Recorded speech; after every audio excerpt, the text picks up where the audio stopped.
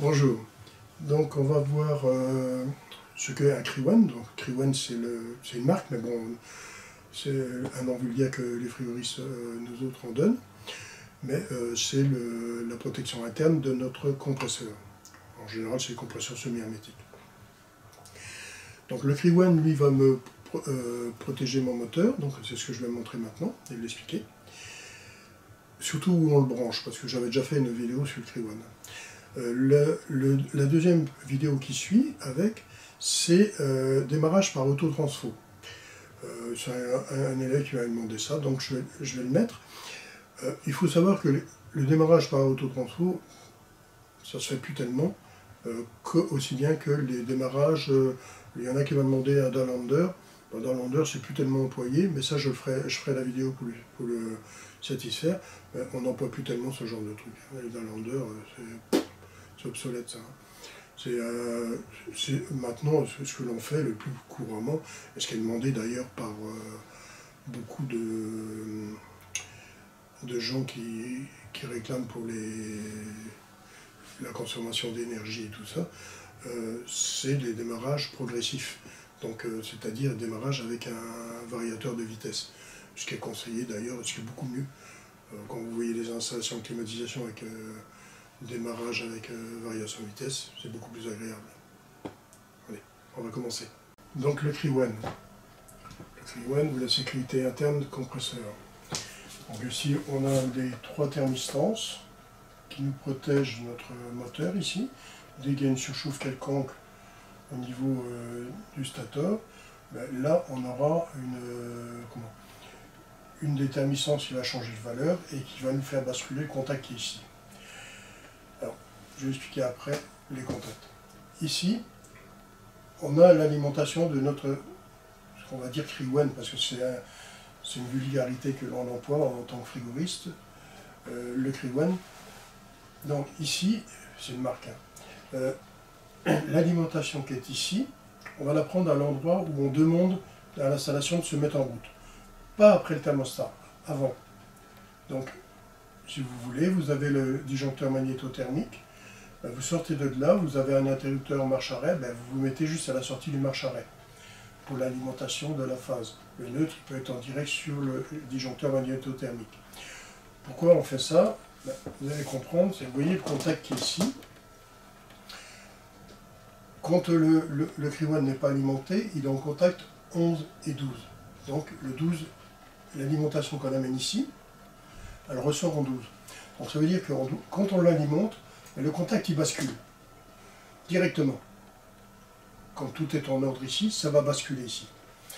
Alors si vous l'alimentez en même temps que le compresseur ne se mettra jamais en route. Donc il doit être alimenté avant le compresseur. Donc pour que le contact bascule là, et que ce contact soit mis en série sur la ligne de sécurité ou la commande, suivant ce que vous avez comme circuit électrique. Votre circuit de commande ou votre circuit de sécurité, si vous en avez un. Donc vous le mettez en série dedans, ce contact. De façon que quand ça s'est basculé ici, ça autorisera le compresseur à démarrer. Donc vous voyez bien qu'on doit être avant l'alimentation du compresseur. Donc on alimente ça avant le compresseur. Ça c'est très important. Okay, donc ça, c'est notre installation. Donc à quel moment il va réagir le Kriwan? Ben, par exemple, c'est un exemple flagrant, c'est que si vous avez un manque de gaz, ben, ici le compresseur, l'intensité va diminuer. Donc qu'est-ce qui va se passer? Ben, les sécurités thermiques du compresseur ne vont pas réagir.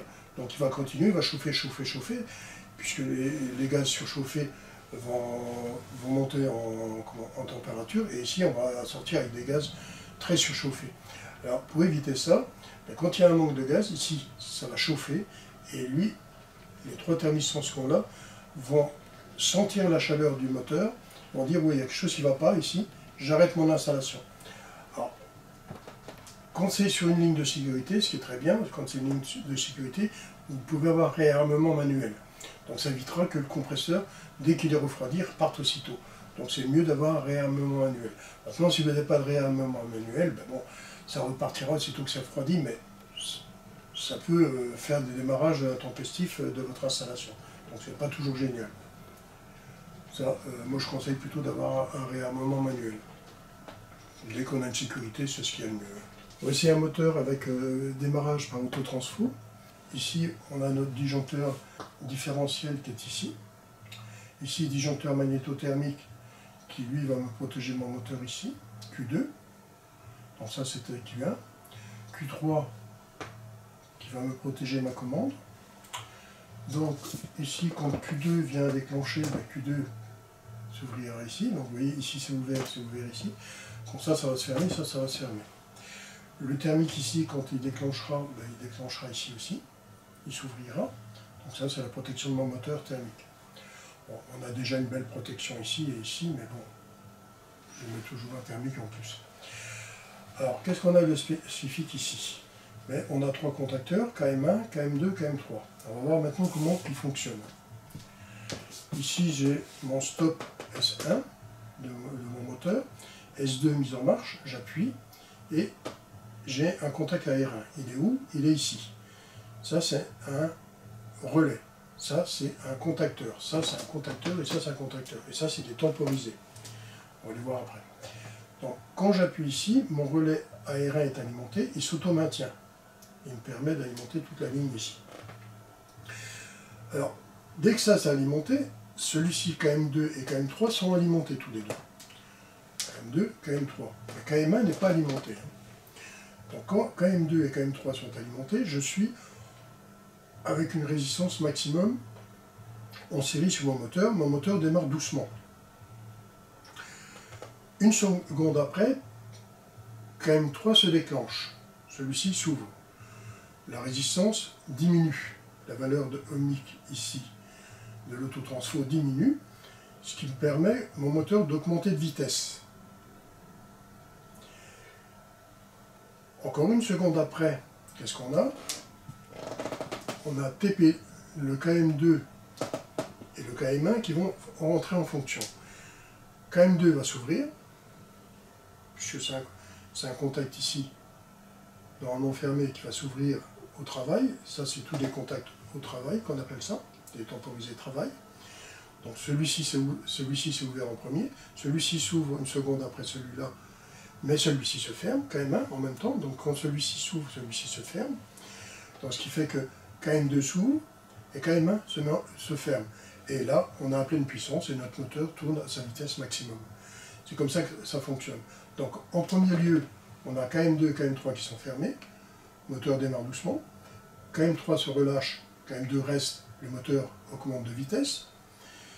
KM2 s'ouvre, KM1 se met en ordre et le moteur à pleine vitesse.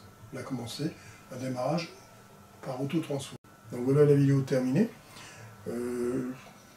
J'ai fait 2 petites explications, donc c'est un truc que je me répète sûrement, mais rappelez-vous qu'il y a beaucoup de démarrages qui sont supprimés maintenant et qu'on emploie plus facilement démarrage avec variateur de vitesse.